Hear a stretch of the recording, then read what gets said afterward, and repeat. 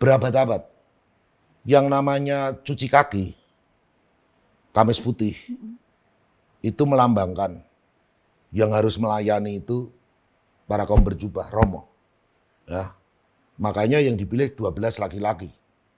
Dan biasanya juga orang-orang yang nggak ecek-ecek gitu ya, tokoh-tokoh. Nggak kaleng-kaleng ya? Nggak kaleng-kaleng. Yang kakinya nggak bau lah. Minimal itulah. Ternyata. Nah saya kan juga milih, kalau saya kan harus mencuci kaki juga kalau kamis putih. Tahu tuh kurengan cium itu kan ya bau gitu ya. Ternyata dia punya improve bahwa dunia ini butuh simbol pelayanan yang kuat. Lalu dia ambil laki, perempuan, ada yang tua, ada yang sakit-sakitan, bahkan agama lain pun mau dicuci kakinya. Bayangkan 2000 tahun gereja Yesus Kristus yang namanya ritual tertinggi itu hanya untuk kalangan Katolik. Kamis putih lagi. Tri hari suci, upacara terbesar mengenang Paskah. Tiba-tiba nggak ada surat, nggak ada apa. Dia pikirnya 12 ya, hari ini. Lalu itu akan ada problem. Indonesia katanya secara demografis itu 21,8% stunting. Itu ngeri. 1/5 lebih. Kita penduduknya berapa, Pak? 278 juta. 21% itu 1/5. Ya. Lebih. 1/5 200 lebih. berapa juta tuh? 40, hampir 50 juta. 50 juta kita otaknya nggak mencukupi. Nggak mencukupi. Untuk berpikir. Jadi ini kan problem ketidakadilan sosial. Nah, sudah begitu, orang kaya jangan flexing dong. Iya. Itu memang. Pemimpin agama jangan flexing. Rakyat yang miskin banyak. Yang hidupnya itu ngos-ngosan.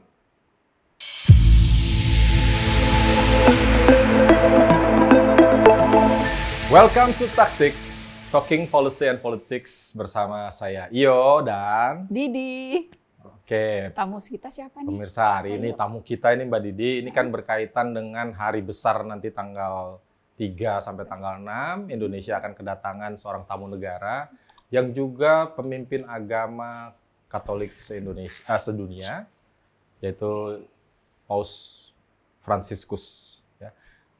Hari ini kita akan berbincang-bincang bersama dengan Romo Diosesan Justinus Sulistiadi. Ya, beliau ini dikenal di lingkungan Gereja Katolik sebagai seorang Vatikanis karena memang sudah 12 tahun berada di Vatikan waktu itu sebagai penerjemah langsung juga. Di Indonesia penerjemah. Di Indonesia penerjemah kalau di Vatikannya belajar. Di Vatikan belajar ya. Oke, ya kalau yang sering nonton di Indosiar atau di RCTI gitu ya, pas misa Paskah, misa Natal. Nah, ini biasanya mengundang Romo Sulis. Selamat datang Romo. Selamat datang. Terima kasih waktunya. Romo, di tengah. Romo. Bisa bahasa Jawa tuh? J. Tiang Solo, Romo. Oh, sama Oslo, dong. Oslo. Saya dari Solo juga. Sama. Iya. Nanti kita berbincang-bincang ke Soloan ya. Siap. Solo itu kan Pithecanthropus erectus paleojavanicus soloensis. Soloensis. Mo, ini kedatangan Paus Fransiskus. Sebenarnya ini kan ada dua ya. Beliau sebagai kepala negara Vatikan, tetapi juga kepala Gereja Katolik sedunia. Apa sebetulnya maknanya bagi Indonesia dan juga bagi umat Katolik Indonesia? Berarti nyebutin 3 tadi. 3 ya? 3 tadi nyebutin sendiri. Saya kan ngeliat aja itu pertanyaan. Gitu ya? 1 tentang kekatolikan, 2 tentang kebangsaan, Ya. 3 internasionalisme. Oke. Nah, ya kan. Tentang kekatolikan dulu. Paus sebagai gembala agung, tentu ketika beliau datang ke Indonesia berjumpa dengan domba-dombanya. Untuk apa? Kunjungan pastoral. Ya. Kata pastoral dari kata pastor berarti kegembalaan. Gembala itu yang mimpin, nah, dombanya yang dipimpin. Ya kayak saya, domba yang nakal, ini tuh gimana. Kan Kalau gitu. Om Iyo domba tersesat ya. Kambing. Scapegoat. Itu. Nah tentu saja kehadiran fisik itu sangat penting. Makanya banyak umat berbondong-bondong kepingin mendengarkan apa kata beliau, khutbahnya gitu ya. Monsinyur Suharyo, Bapak Kardinal kita juga menggarisbawahi pentingnya kunjungan fisik. Tapi bukan hanya kunjungan fisik, beliau menandaskan. Ajaran-ajarannya itu seperti apa. Dan yang kedua, kesaksian hidup. Keteladanan hidupnya Paus itu apa. Kan gitu, Monsinyur Suharyo. Okay. Itu yang tentang Gereja. Yang tentang keindonesiaan berarti adalah kita bicara dua negara. Ada hubungan yang sangat kuat antara Vatikan dengan Indonesia. Ada beberapa pendapat nih katanya yang mengaku yang kedua, ada yang keempat, saya nggak ngerti yang benar, mesti dicek. Jadi intinya Vatikan adalah negara, termasuk negara-negara pertama, bahkan di Eropa Barat, negara yang pertama. Kalau dihubungkan seluruh dunia, itu kalau nggak salah yang keempat yang mengakui kemerdekaan Indonesia. Itu atas dorongan juga dari Monsinyur kita, Monsinyur Sugio Pranoto yang ada filmnya itu kan ya. Nah itu hubungannya sangat baik dengan Indonesia. Ya. Dan satu-satunya presiden ya kalau nggak salah ya, itu presiden Katolik aja nggak dapat sebanyak itu loh. Presiden Soekarno itu mendapatkan 3 medali dari Vatikan. Oh banyak juga ya kamu. Jangan tanya medalinya apa saja ya, saya nggak hafal. 3 medali dari paus yang berbeda. Pius apa gitu ya? Iya ya, ada 3 medali. Ya. Nah, jadi Vatikan itu sangat tertarik dengan kemerdekaan dan konsep bagaimana negara ini didasarkan, termasuk di dalamnya Pancasila dan preambulum kan. Ya. Di situ ada politik bebas aktif, non-blok dan sebagainya itu diikuti Vatikan dengan luar biasa. Itu secara kebangsaan langsung nyambung dengan internasionalisme ya. Nah ini tafsir saya ya, pemirsa boleh setuju boleh tidak, ini bukan ajaran paus, bukan ajaran uskup, ini analisis saya. Vatikan sebagai sebuah kekuatan moral di Eropa juga diombang-ambingkan oleh ideologi-ideologi pada zamannya. Misalnya saja ketika Leo XIII membuat ajaran sosial gereja yang pertama, itu Rerum Novarum. Itu kan kapitalisme sedang berkeriap. Dan bagaimana gereja menanggapi kapitalisme itu, diakui hak privatnya, tetapi juga l'exploitation de l'homme par l'homme-nya katanya Bung Karno ya, itu ditolak gitu loh. Jadi Vatikan itu diombang-ambingkan, atau bukan diombang-ambingkan istilahnya, di sekitar gereja atau di dalam gereja itu orang-orangnya kan ada yang ideologinya Nazisme, ultranasionalis, chauvinisme, ada Marxisme, sosialisme yang kemudian menjadi Stalinisme, Leninisme, komunisme, kan begitu. Nah, hebohnya pada waktu itu perang antar ideologi itu dan memakan korban juga bagi rakyat, Vatikan harus menjawab. Dan jawaban itu melahirkan ajaran-ajaran sosial gereja. Kata sosial saya garis bawahi. Saya mau kasih contoh, misalnya saja ketika lahirnya sebuah gerakan kemudian menjadi kongregasi, yaitu Don Bosco. Itu abad 18 akhir ya. Itu di daerah Italia itu banyak kaum imigran, uneducated, tidak siap datang ke sono, dan banyak yang menjadi gelandangan kota, menjadi kriminal kecil-kecilan. Kan mirip ya dengan Jakarta. Bagaimana ketika miskin kota ya? Ya, munculnya dari mana? Jakarta tidak pernah disiapkan menjadi kota besar. Lalu boom, minyak tahun 70-an. Lalu semua datang ke sini kota kecil, akhirnya sampai sekarang menjadi kota megapolis, salah satu kota yang pencemaran udaranya sekarang sangat tinggi. sangat menakutkan. Itu kota yang tidak dirancang dulunya menjadi jangankan megapolis, metropolis pun tidak. Dan pasti ada problem sosial. Sekarang ini saya kasihan sama anak muda. Dulu yang namanya Pulau Mas, itu sudah tempat jin buang anak loh zaman saya awal datang ya. Masih sepi. Kelapa Gading, ya kan? Jin buang anak jin. Jin buang anak jin itu dulu rawa. Apalagi yang namanya BSD itu. Itu dulu kan perkebunan. Iya, perkebunan karet atau apa. Ini daerah mana ini? Ini Bangka. Bangka ya sudah agak pinggiran, agak zaman sudah dulu. Pinggiran ya. Nah, ternyata anak muda itu makin jauh. Sekarang perjalanan menuju kantor berapa jam juga? Tiap hari itu kan juga untuk kesehatan. Nah, problem itu belum lagi yang tidak siap lalu memunculkan pengangguran, ketidakadilan, problem perumahan.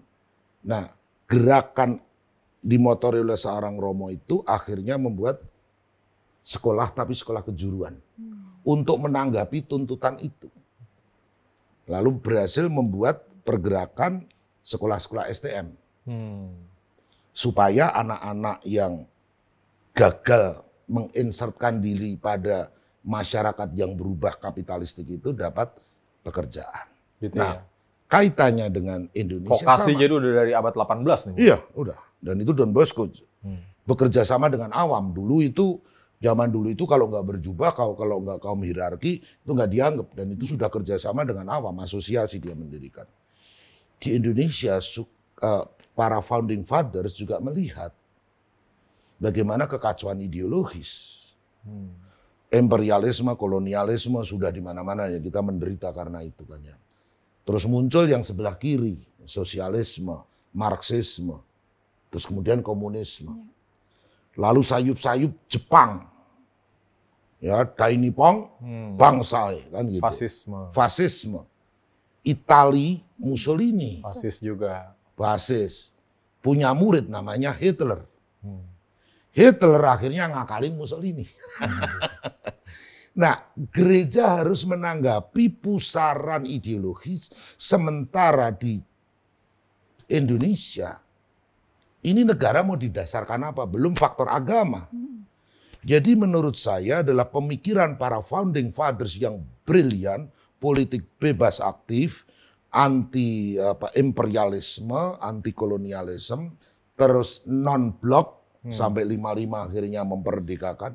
Itu perjalanan para founding fathers. Saya hanya mau mengatakan singkatnya begini. Di tempat lain ada gereja Katolik yang melahirkan ajaran sosial gereja. Di pojokan dunia namanya Indonesia, ada founding fathers, Syahrir, Tan Malaka, Bung Hatta, Soekarno, siapa lagi itu.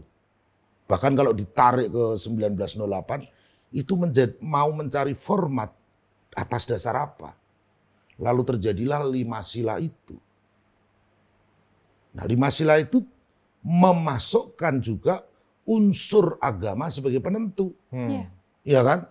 Tapi Indonesia ini unik. Bukan negara agama, tapi bukan negara sekuler. Negara agama itu ya berbasis pada kitab suci tertentu, agama tertentu itu negara agama. Negara sekuler itu memisahkan tegas di kehidupan umum itu tidak boleh ada agama. Negara bahkan negara bisa mengkawinkan orang secara sah, urusan negara. Urusan horizontal adalah negara. Urusan agama, lu pikir urusan langit deh, tapi jangan ngobo-ngobo urusan dunia. Sampai kayak gitu. Nah, Indonesia memecahkannya unik. Bukan negara agama, tetapi agama-agama dipromosikan oleh pemerintahnya.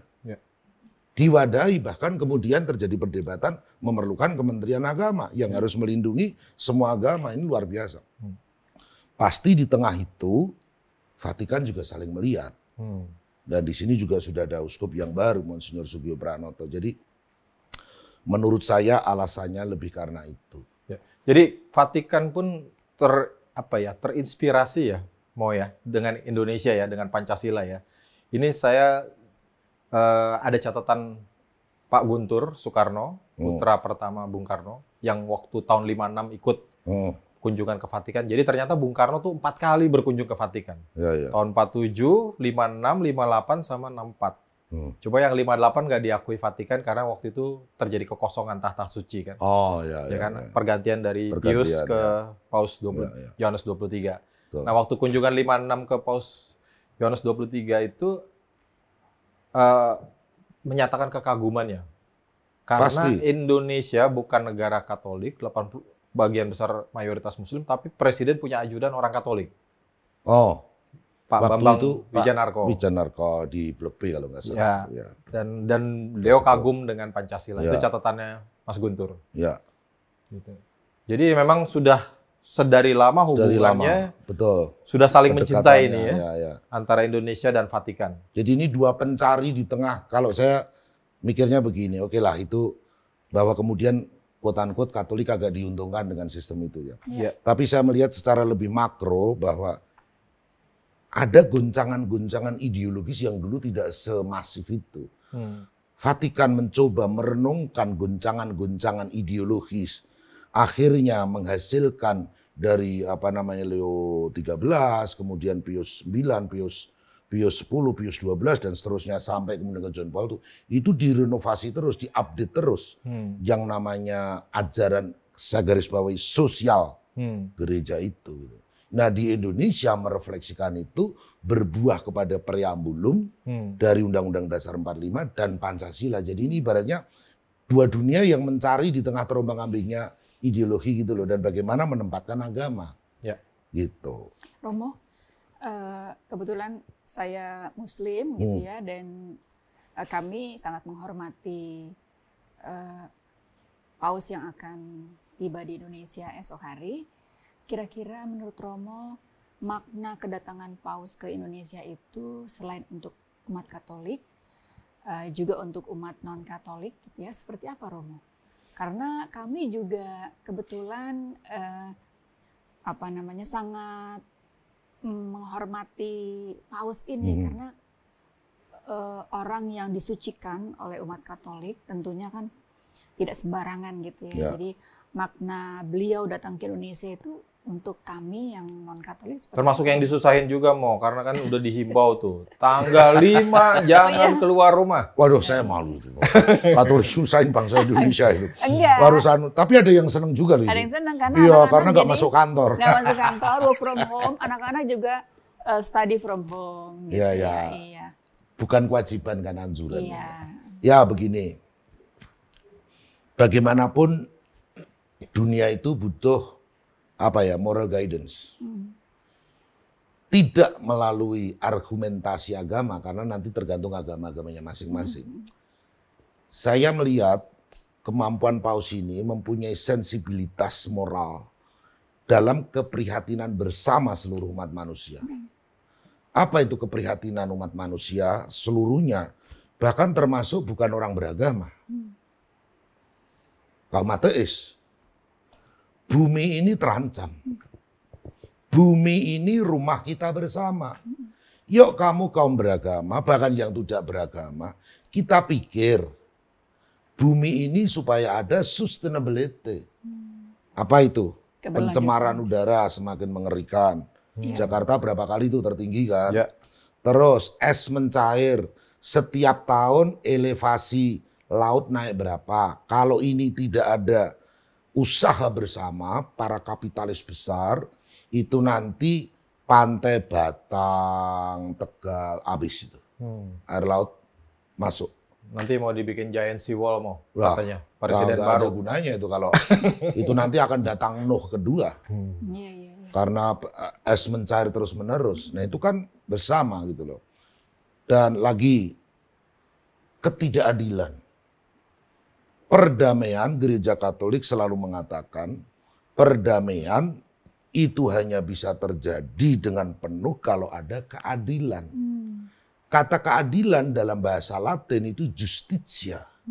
Justus itu bisa berarti benar, bisa berarti adil. Jadi jangan ngomong kebenaran kalau tidak ada keadilan. Nah ini kan harus diperjuangkan bersama-sama. Cuman keadilannya dengan cara bagaimana? Duduk bersama secara diplomasi terus-menerus ya memang susah. Iya.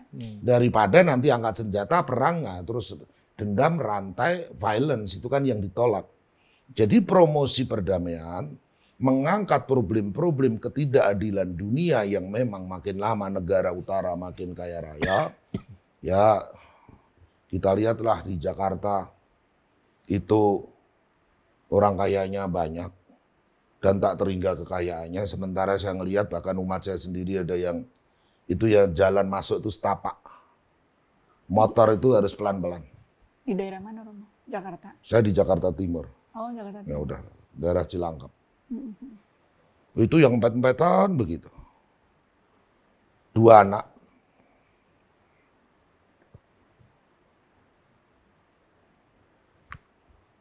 Satu yang bekerja.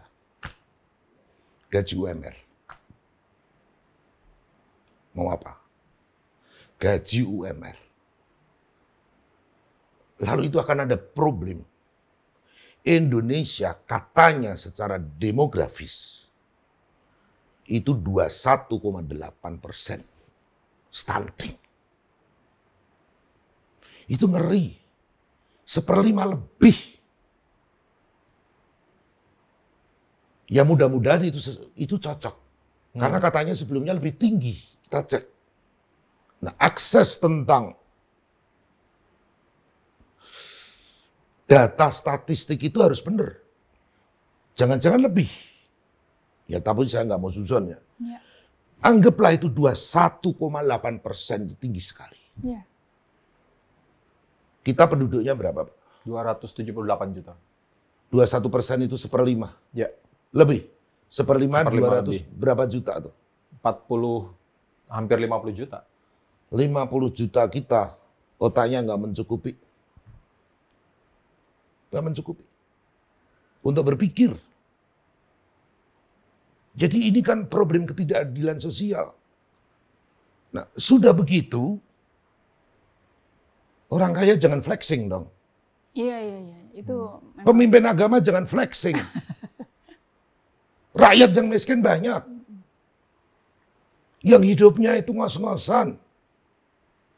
Sorry ya. Oke. Kembali ke kunjungan ya, kita biar adem mau kita minum dulu. karena Romo hari-hari menghadapi situasi seperti itu. Betul.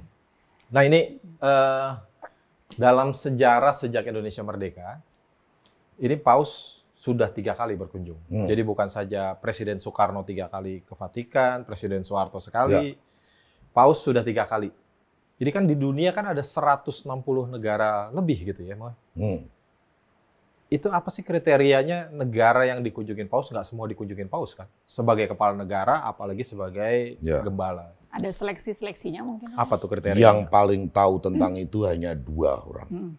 1 Paus sendiri, 2 Roh Kudus. Roh Kudus ya, Mo ya? Ya. Bukan Jadi, Roh Kuda ya? Yang saya Nggak buat ada ini, kriteria khusus ya? yang saya Negara. buat ini hanya analisis. Ya. Bisa benar, bisa salah. Oke. 1 dari sudut historisitas. Kita lihat akan berkunjung kemana. Ke Papua Nugini. pertama ke Indonesia, Indonesia. berarti luar biasa ke Indonesia dulu. Ya. Baru kemudian Papua Nugini ya. Ya. Terus Singapura atau mana? Eh, Timur-Timur. Dili dulu, ya Singapura. Dili dulu. Timur-Timur. Terakhir, Singapura. nah, pertanyaan akal, kenapa Malaysia enggak? Ya kan? Ya. Mungkin Katoliknya minoritas, Sama Indonesia juga. ya mungkin lebih minoritas sana kali ya. Mungkin hubungan diplomatik itu tidak terlalu kuat, ya kan? Dan hubungan quote-unquote ideologis, Vatikan punya ajaran-ajaran sosial yang kayaknya kok matching dengan Indonesia gitu loh.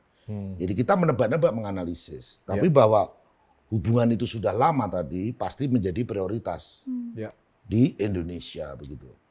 Lalu kemudian Paus juga mau bikin statement kan nanti di Masjid Istiqlal bersama dengan Profesor Dr. Nasaruddin Umar, Imam Besar Istiqlal. Ya. Melanjutkan saya yakin dokumen Abu Dhabi bersama Imam Besar Mesir yang minta maaf 60 tahun namanya lupa. Ada yang ingat? tolong nanti kasih tahu itu. Yang di Mesir itu melanjutkan dokumen Abu Dhabi. Apa? Dokumen itu bicara apa? Pasti bicara yang saya sebut tadi. Ekologi, ketidakadilan sosial, ya kan? Rumah bersama harus dirawat. Ya. Lalu generasi muda. Karena yang melanjutkan bumi itu adalah anak-anak. Adalah generasi muda. Umurnya piro jenengan? Saya Ayo. 34. Ngapusi. Saya 60. 60 tahun itu. Kok kayak masih muda, Romo? Aduh, terima kasih. Minum dulu, Romo. Iya. 60 tahun itu kalau menengok ke belakang itu panjang. Ya. Kalau menengok ke depan itu kuburan. Ya kan? Maka orang tua itu suka bercerita tentang masa lampau. Untuk merancang long term itu sudah anget-angetan. Saya mungkin masih bisa ya merancang yang medium term. 10 tahun kita anggap medium term ini. Habis itu 70 tahun. Ya udahlah, mudah-mudahan kuat gitu kan. Jadi ini paus ini datang juga demi generasi muda. Yang perlu, yang menjadi pemilik bumi. Kita semua itu udah bentar lagi ganti-gantian kok. Ya. Menunggu panggilan dari Tuhan. Kan 3 kali kunjungan. Paus Paulus ke-6 tahun 70. Usianya waktu itu 73 tahun. Paus Yohanes Paulus kedua tahun 89. Usianya waktu itu 69. Sekarang Paus Fransiskus di usia ke-87, hampir 88. Ini kan beda-beda nih, Mo. Waktu Paus Paulus 6 juga cuma 1 kota, Jakarta. Ya. John Paulus Banyak kedua sekali. 5 kota. 5 ya kota kan? hebat. 6 hari kalau saya nggak salah. Ya. Ke timur-timur lagi. Ke timur-timur juga. Dulu ribet mau cium tanah apa enggak? Iya, semua orang ngakuin menanti timur-timur apa enggak? Di Dili nanti Politis turun itu. pesawat, Mau cium tanah apa enggak? Taruhan enggak dulu? Saya nggak taruhan. Oh ya Mo. sudah, orang Katolik yang baik lah. Saya pikir taruhan cium tanah apa enggak. Ternyata cium tanah. Enggak, ternyata enggak cium tanah. Cium tanah, Mo. Cium karpet. Oh, cium karpet. Ya, karpetnya di tanah, bukan karpet terbang. Harusnya kan digulung itu cium tanah. Gitu. Nah, itu nanti kita bicara sedikit ya. Itu kan ada sedikit isu diplomasi internasional ya. Ya. Masalah perkara cium tanah itu. Nah, tapi yang menarik sekarang ini kok kunjungannya juga sama dengan Singapura. Cuman 1 kota di Jakarta. Ini bedanya apa nih, Mo? Kenapa bisa beda gitu? Ya terus terang bedanya soal kesehatan pasti. Pasti soal kesehatan. Uang ini saja tadinya jadi taruhan tokek, datang tokek enggak gitu. Karena kadang-kadang kan dia harus dioperasi ininya, Ya. kakinya. Udah sepuh ya. Sudah sepuh. Kayaknya juga rada overweight sedikit ya, karena mulai penggemukan. Begitu. Saya juga overweight. Romo, kegiatan Paus selama di Indonesia apa aja, Romo? Kan itu 3 hari ya. Oh banyak, tapi saya nggak hafal. Tolong teksnya mana tadi? Nggak enak, itu eksak, harus eksak. Tolong Iya, kasih. iya. Ah. Berarti ada dialog antar agama ya Oh, di ada. Istiqlal Ya, ya nanti. ya. Dengan. Terus kunjungan kemana lagi di Indonesia? Jadi di Kelilingnya. katedral sendiri, gereja katedral dikunjungin kan ya. Terus ada di Geraha Pemuda. Ada teksnya tadi. Ya tolong ambil ya. Di Geraha Pemuda itu tempat Kongres Pemuda kedua hari pertama. Kedua kan, nah, bener aku tadi ya. Hari Kedua hari pertama. Ya hari pertama. Ya, nah itu atas usulan seorang Protestan, Bapak Lemena. Kebetulan dari Katoliken apa itu Belandanya, Katolik Jongen, ya, pemuda Katolik. Oh di sana ada tempat, lalu ada sidang di sana kan gitu. Yang Katoliken Bonn. Yang Katoliken Bonn, Spreken, Ya, Holland Spreken. Spreken. Ya. Saya taunya Narboven. Nah, saya tahu Reboes. Rebus. Saya Ledeng. Jauh banget ya. Vervelen ya. Jadul. Oh jangan, itu maki-maki. Ya ini yang tanggal 3 September nggak ada apa-apa ya, karena baru datang ya, Istirahat. acara pribadi. Nah, Rabu baru. Rabu itu naik mobil 9.20 ke istana. Terus kunjungan resmi kepada presiden, penyambutan. Di situ ada pertemuan dengan pejabat sipil, masyarakat sipil, korps diplomatik, jadi G to G. Ya. Itu yang penting dulu kan. Nanti Romo ikut juga di rombongan itu. Apa? rombongan penyambutannya Paus? Siapa saya? Oh, Saya di belakang aja kayak begini. Oh, gitu ya, oke, nanti, siap. Nanti saya kasih tahu ya. ya oke. Ah. Ikut yang resmi-resmi capek kali. Iya kali. Kita kan orang rada ngoboi gitu. Yang resmi-resmi pakai begini gitu harus santun itu. Waduh. Di belakang layar ya? Ya bukan talent saya dan bukan otoritas saya. Oke. Lalu 10.30 itu tadi pertemuan dengan para pejabat tadi. Terus nah ini 11.30 itu pertemuan dengan anggota Sarekat Yesus. Karena ini kan Yesuit ya, Ya, Pak Paus mungkin ini ya. untuk pemirsa yang tidak tahu, gereja Katolik itu ada begitu banyak yang namanya torekot. Jadi gereja itu diperbarui, ada torekot apaan, diriin kelompok. Bukan masab ya, lebih torekot sekolah gitu. Nah, Kongregasi lah. ya kalau secara kekatolikan kongregasi atau ordo. Ordo. Kalau SY itu kan tarekat Yesus, pakai istilah Arab torekot gitu kan. Kurang lebih itu. Ada begitu banyak, ada Fransiskan, pendirinya Fransiskus, ada Yesuit, pendirinya Ignatius, dan sebagainya. Ratusan. Mungkin kalau dengan suster seluruh dunia ribuan itu. Tapi disatukan dalam satu iman. Ya. Nah, Paus ini yang pertama dari tarekat SY menjadi Paus. Gitu. Selama 2000 tahun, kepengen banget.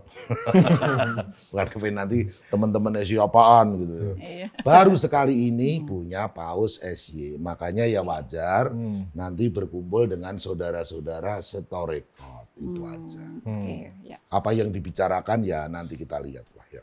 Oke. Kalau diberitahu. Selanjutnya Romo. Lanjutnya 16.30 pertemuan dengan para uskup, imam, diakon, religius, hidup bakti, seminaris, katekis. Nah di situ saya ada. Tapi panjang itu.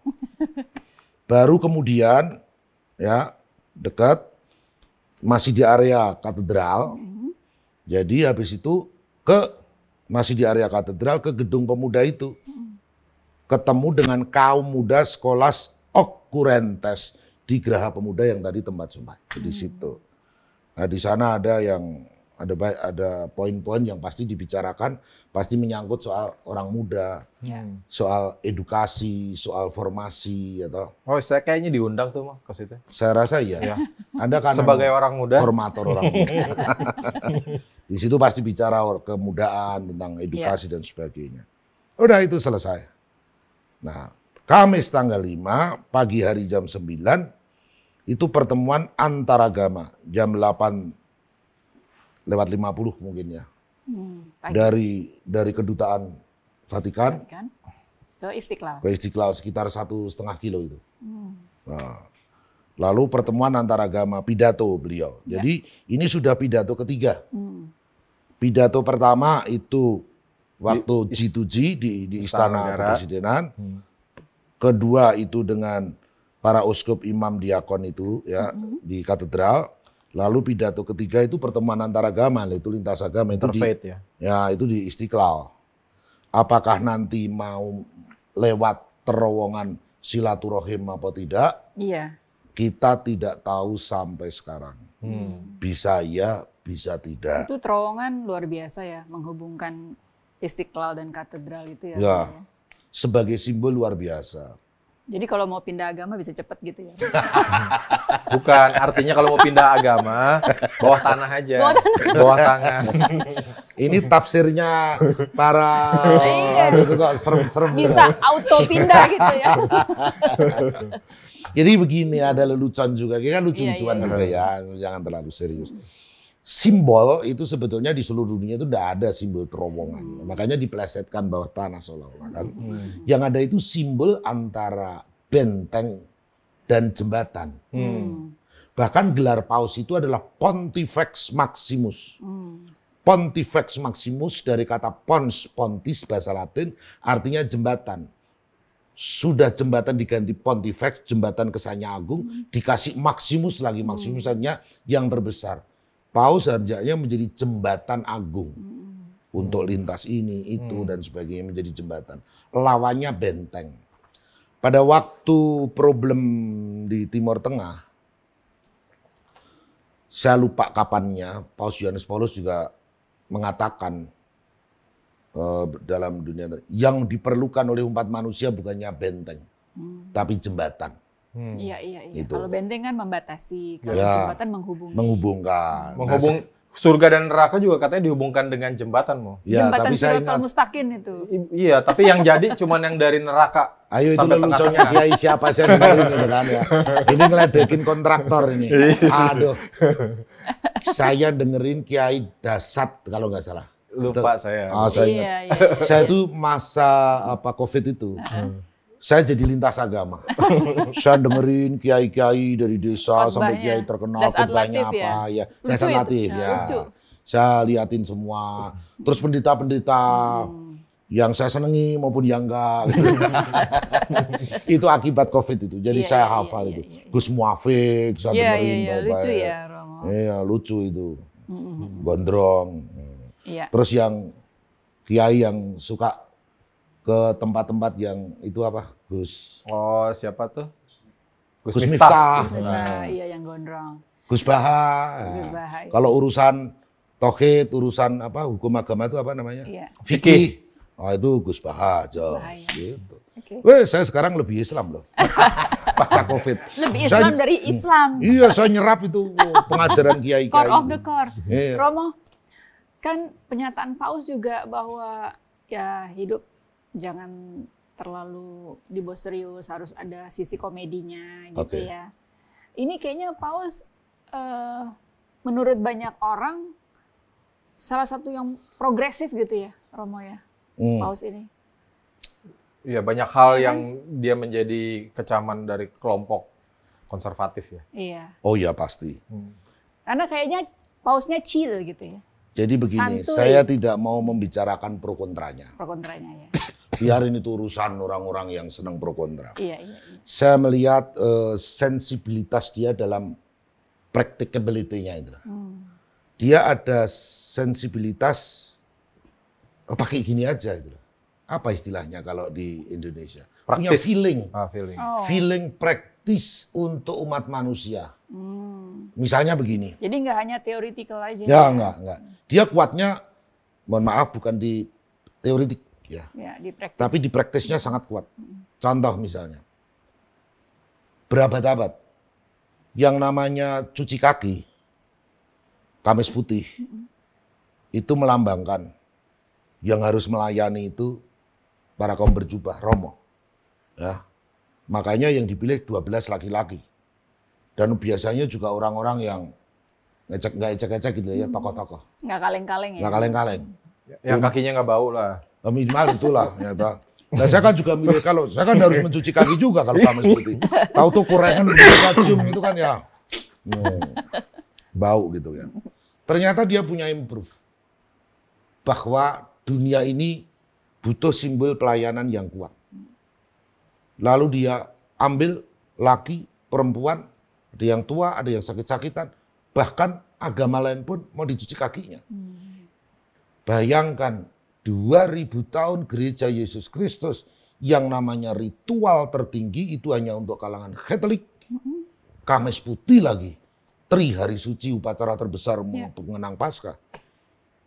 Tiba-tiba nggak ada surat, nggak ada apa. Dia pikirnya 12 ya, hari ini. Bahkan orang yang di penjara pun dia waktu pertama kali jadi paus yang dikunjungi bukan orang penjara tapi dari Lampedusa. Lampedusa itu daerah imigran. Oh, bahkan itu jadi Itali itu ya, itu jadi jembatan orang-orang dunia ketiga, Afrika, Bangladesh, Albania dan sebagainya itu kalau ke Jerman kan susah, aturannya susah. Dengan sistem komunitas Eropa itu pintu masuk ke Eropa itu Itali dan banyak itu. Nah, saya ngalamin sendiri kalau partai kanan habislah kaum imigran. Tapi kalau partai kiri kita imigran ini senang. Karena nggak ketat. Gitu loh. Nah, itu banyak yang ditenggelamkan, banyak mati kelaparan. Paus mengunjungi di daerah di Lampedusa itu. Altarnya pun dari perahu. Perahu yang rusak. Yang orang-orangnya tenggelam mati nggak nyampe ke daratan. Tapi itu juga saya yakin ada feelingnya. Paus ini dulu kan juga dari keluarga imigran. Dari Itali, bapak ibunya, nenek moyangnya itu lari karena Mussolini. Mussolini kan. Karena peristiwa politik lalu dia ke Argentina, di tengah lautan. Iya. Dan itu bisa tenggelam dan sebagainya. Iya. Saya pernah menyaksikan misalnya tidak ke Amerika Latin tapi di Ellis Island di dekat New York itu. Waduh itu disimpan kopernya, barangnya kaum-kaum imigran dari berbagai tempat. Dan saya lihat misalnya dari Irlandia itu pernah kelaparan, 80.000 orang mati kelaparan. Dan itu diabadikan supaya tidak terjadi lagi, dibikin tugu peringatan. Ini kita orang Indonesia harus belajar itu. Kadang-kadang sejarah begitu gampang dilupakan, tidak ada tugu peringatan, tidak ada itu. Eropa banyak berdosa, tapi Eropa belajar dari kesalahan. Maka ada museum, ada tugu peringatan, jangan sampai ini terulang lagi. Kalau kita nggak pernah ada memori-memori kayak begitu, generasi mudanya ahistoris, suatu ketika akan terulang lagi kekacauan-kekacauan kita. Itu. Tadi mau ngomong apa tadi saya? Kebablasan ngomongnya. Itu apa tadi? Itu Romo, tadi pertanyaan. balik lagi soal flexing tadi nih Romo. Menurut pandangan Romo ya, pandangan gereja-gereja Katolik lah ya, kondisi orang-orang yang flexing atau memamerkan kemewahan, padahal kondisi negara kita juga sekarang ini kurang baik-baik saja gitu ya. Seperti apa Romo? Begini, orang Jawa, saya orang Jawa, kita sama-sama Solo. Iya. Ngono ya ngono, ngona neng aja ngono. Itu filosofi, Javanese filosofi. You kaya oke. Apalagi kalau kekayaan itu legal. Halal. Sah saja. Neng ngono ya ngono, begitu ya begitu. Neng mbok yo aja ngono, gitu loh. Kan ini susah diterjemahkan. Iya. Hanya bisa dinyanyikan. Ngono ya ngono, ngona ngono neng aja ngono, gitu loh. Iya. Itu. Nah, kadang-kadang ini otokritik juga kepada kaum agamawan termasuk itu. Kaum agamawan, para romo dan sebagainya itu ya jangan, kalau ada misalnya mobil ya sudahlah, kalau bisa nggak pakai mobil ya nggak pakai, tapi di Jakarta kan jadi susah gitu. Iya. Kita pun mobilnya juga dibatasi loh Bapak Pausku. Kelasnya Romo itu Avanza. Avanza ya. Oh, bukan Rolls Royce. Avanza pun second. Nah itu ada Romo yang beli rada mewah sedikit. Prit, itu semprit sama uskupnya. Kalau kami umat Muslim itu yang patut dijadikan contoh pemuka agama adalah Buya Syafi'i Ma'arif. Oh iya. Yang sangat sederhana. Itu mistis, itu mistikus. Romo Rohadi, saya memperkenalkan Buya Syakur. Oh, Buya Ma'arif ya. Buya Ma'arif, Syafi'i Ma'arif. Syafi'i Ma'arif itu Muhammadiyah. Muhammadiyah. Ya. Sudah almarhum. Almarhum ya. Saya kacau dengan Buya Syakur. Buya Ma'arif sama-sama buyanya. Ada Buya Ma'arif, ada Buya Yahya, ada Buya Syakur. Apa saya? Oh iya. Saya itu mendengarkan khotbah-khotbah beliau. Terus nanti kalau ini bagus saya contek. Iya. Saya ganti ayatnya. Pakai kita. Nggak pakai ayat Al-Quran dong. Iya. Pakai ayat kitab suci. Kalau baik kenapa enggak? Iya benar. Oke. Ini ada kecurigaan nih kan ya. Jadi kan apa itu curiga? Curiga terhadap umat Katolik Indonesia. Oh, oke. Karena kan sebenarnya kan Paus ini kepala negara Vatikan, tapi dia pemimpin umat Katolik sedunia. Ini kan kayak kekilafahan ini kan sebenarnya. Ya kan? Jadi orang Katolik ini, saya nggak ngomong loh, itu yang ngomong. Seperti kekilafahan. Jadi umat Katolik Indonesia ini, saya tak minum sambil minum ya. Ya karena agak berat nih pertanyaannya. Bismillah. Umat Katolik Indonesia ini taat kepada pemerintah Indonesia atau Vatikan? Sebetulnya kan waktu kunjungan tahun 89, Paus Yohanes Paulus II itu kan memilih bacaan Alkitab waktu itu, mengambil dari Injil tentang bacaan tentang berikanlah yang menjadi hak Kaisar kepada Kaisar dan yang menjadi hak Allah kepada Allah.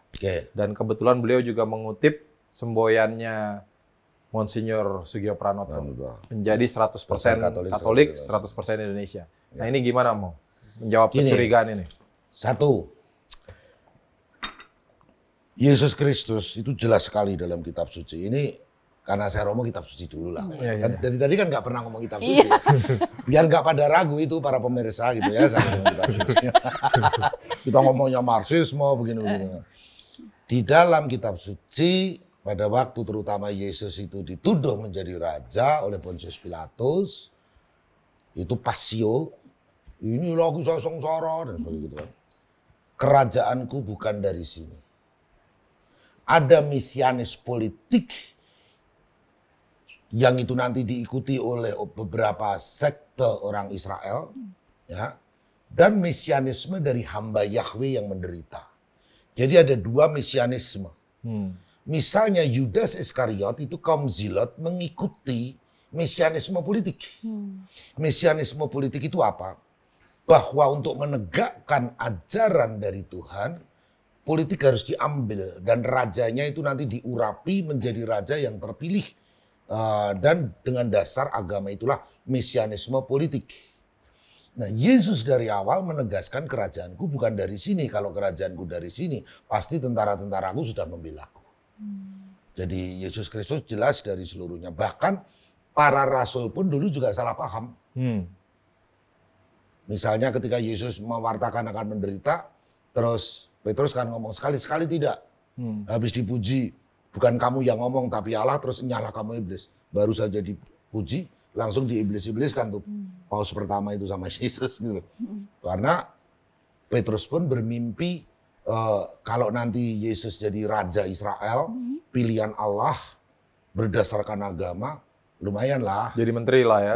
Jadi menteri. Sukanya kok kesana-sana loh, saya nggak bermaksud itu loh. Iya gitu. Itu jelas. Nah, singkatlah. Bahwa kemudian punya sejumput 44 hektar kan kecil sekali. Ya. Menjadi negara yang mandiri itu kecelakaan sejarah. Tidak dimaui. Mulai dari kekaisaran Roma runtuh. Kita pakai cara pikirin dulu lah. Yang intelek itu siapa pada zaman dulu? Kasta Brahmana, kasta Ksatria, kasta Waisya, Sudra, Parya, outcast. Yang bisa baca tulis itu Ksatria. Ya. Sama Brahmana.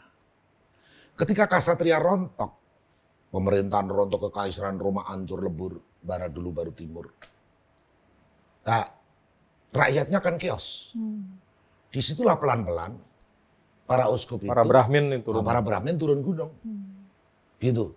Repotnya lagi setelah muncul nation state, itu antar negara baru itu yang dulunya kekaisaran Imperium Romanum pada kelahi kan. Nah, Paus kadang-kadang ditarik-tarik ke politik, tolong dong berkati Prancis, tolong dong berkati Inggris dan sebagainya gitu kan ya.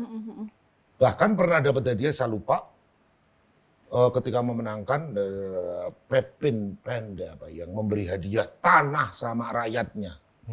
Sehingga Paus pernah menjadi, minta maaf pakai istilahnya, semacam khilafah. Lama loh itu. Jadi punya dua pedang, pedang rohani dan pedang duniawi. Dan di situ gereja merosot. Karena bukan tugasnya. Terakhir itu Emilia Romagna, Abruzzo sama Lazio 3 provinsi itu wilayah kekuasaannya Vatikan. Jadi yang jadi gubernur itu bukan Anies gitu ya, bukan Ahok, itu Oskop kadang. Jadi Itu nggak ada demo berjilid-jilid ya? sukanya kok mancing loh. Ya. Abi Romonya lucu. Nah, lah terus akhirnya itu hilang semua. Jadi ternyata orang jahat itu juga dipakai Tuhan loh. Mussolini lah yang menghabisi seluruh warisan miliknya kepausan itu. Bahkan istana DPR Itali dulu istananya Paus. Gitu. Milik propertinya kepausan, Montecitorio di Roma. Gitu ya. Nah, Kemudian terjadilah Konkordat Lateran. Dah, kamu sekarang ngurusin agama aja. Ini ada tanah kecil 44 hektar. Nggak punya rakyat. Rakyatnya ya karyawan cuma 800.000 orang. Bruder, suster. Supaya apa? Supaya mandiri. Ketika mau mengajarkan akidah-akidah kurang lebih gitu. Supaya tidak dicampur tangani oleh kekuasaan politik. Itu tadi. Makalah muncul negara Vatikan. Jadi negara Vatikan itu muncul berkat konkordat itu tadi. Apa namanya? Lateran itu tahun 19 berapa ya? Lupa saya ingatannya. 1923 atau 1921. Gitu. Lalu dibuka via Conciliazione dari Basilika Santo Petrus, tempat untuk upacara kepausan itu, sampai ke Sungai Tiber, itu dekat sekali kan Sungai Tiber, itu diberi peringatan, dibuka jalan, namanya Jalan Perdamaian, Conciliazione, begitu. Nah jadi kalau ada umat Katolik atau siapapun juga ini gimana sih? Kadang orang Katolik sendiri nggak ngerti loh. Kita agama tapi kok punya negara yang merdeka dan sebagainya, nanti taat. Itu negara nggak punya nation state. Itu memang pertama-tama untuk mengurus keagamaan supaya merdeka dari urusan politik justru. Nah, blessing in disguise-nya di sini. Akhirnya Vatikan menjadi kekuatan moral, kekuatan etik, dan tidak dipengaruhi oleh satu negara apapun di politik gitu. Jadi ngomong aja gitu. Jadi beneran nih ya, emang Monsinyur Sugio Pranoto katakan 100% Katolik, 100% Indonesia itu beneran ya? Oh betul. Bukan pura-pura aja ya? Bukan pura-pura, karena kan berikanlah kepada kaisar ya kaisar. Iya. Kepada pemerintah. Dan lagi ngapain ya? Sekarang begini, paus kita berasal dari mana? Argentina. Jadi paus kepala negara dari 44 kilometer persegi. Sebelumnya pausnya dari mana? Jerman. Orang Jerman.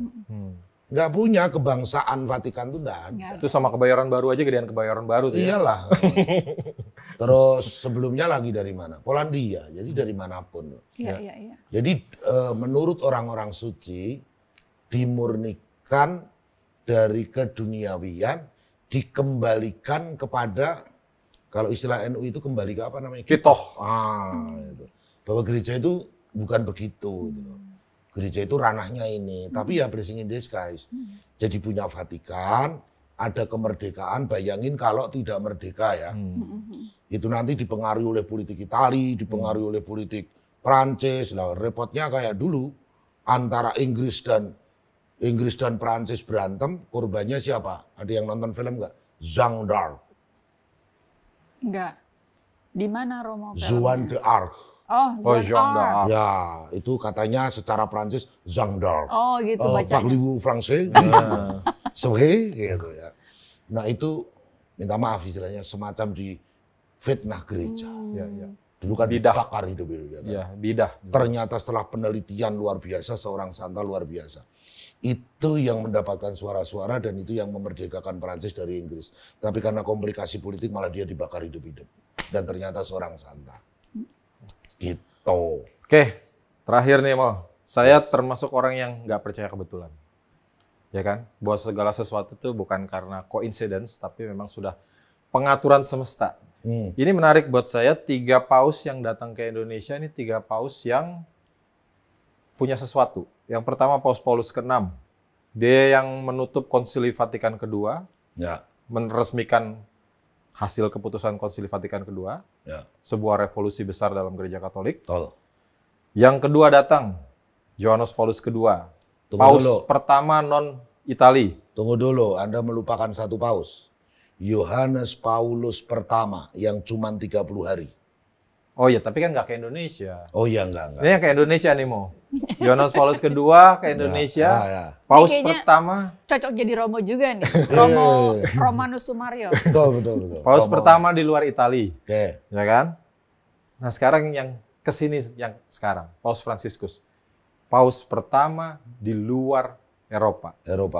Walaupun berasal dari Eropa. Dari Eropa. Dan Amerika Latin, ya. simbol teologi pembebasan. Cie. Gimana Mo? Bener nggak nih sebuah Iya. pengaturan semesta? Saya mengatakan itu dalam kacamata iman. Tapi dalam kacamata matematika itu random. Tergantung paradigma yang mau kita pakai apa. Iya. Kalau di kacamata iman ada istilah providentia Dei. Apa tuh Mo? Dari kata provedere. Tuhan itu sudah melihat semuanya itu. Tidak ada yang kebetulan. Providentia Dei. Semacam takdir gitulah ya. Tapi dari kacamata matematika ya random. Random. Lah Anda pilih matematika atau pilih beriman? Kan harus 100% matematika, 100% beriman. Harus balance. Ya dong Mo, kan sainsia, tradisia, Iya, dogma. Harus seimbang tuh. Nah, tadinya mau ke iman. Oh, Setelah iya. saya kritis, oh iya matematika bener juga ya. Karena tiga Yes, pilar yes, harus yes. ini kan. Jadi secara iman ya memang banyak kebetulan. Iya. Dan kebetulan-kebetulan itu tentu Tuhan bekerja. Di hadapan Tuhan tidak ada yang Kebetulan. di mata manusia mungkin ini kebetulan Iya. ini. Ya misalnya saja tadi Mussolini itu dipandang orang jahat, dibunuh oleh rakyatnya sendiri kan. Iya. Tapi quote-unquote berkat Mussolini Vatikan dimurnikan. Loh, Iya. itu ada dalam bahasa teologisnya. Ya. Felix culpa. Yang artinya? Yang Sari tilawahnya apa Mo? Felix culpa itu blessing in disguise. Oh, blessing in disguise. Yang setiap Paskah itu dosa itu quote-unquote dipuji. Betapa manisnya dosa sehingga menurunkan penyelamat seagung ini. Loh, itu luar biasa. Kadang-kadang jadi itulah kebesaran Tuhan. Ya. Jadi pemimpin yang banyak dosanya, kita tidak hanya melihat Dia dosanya berdosa. saja ya, Ya. tapi juga ada sisi-sisi baiknya juga ternyata. Tuhan tidak ditundukkan oleh akibat dosa. Loh begitu, karena Iya, Tuhan iya. maha besar. Iya. Masa rencana Tuhan mau dipatahkan oleh pendosa kelas berat? Iya. Jadi Indonesia akan sedang dalam pemurnian nih ke depannya. Amin. Oke pemirsa, Ya, kita udah ada di ujung acara nih Romo. Ya. Udah 1 jam loh Romo. Oh ya, nggak berasa ya? Nggak berasa ya. Iya. Romo monggo di Iya, ujung. iya. Mudah-mudahan Romo bisa mampir lagi ke sini Monggo di diunjuk. kesempatan yang lain. Terima kasih atas Tos. perhatiannya. Tos dulu. Terus Tos, tos. kita era konsen ya, mau tos. Dari tadi udah pengen minum kan? Mau closing, pemirsa jangan lupa ya, subscribe, Oh, iya. like, komen. Ya, promonya seru. Nanti kapan-kapan kita ngobrol lagi dengan Romo Sulis. Terima kasih atas perhatiannya. Bye-bye.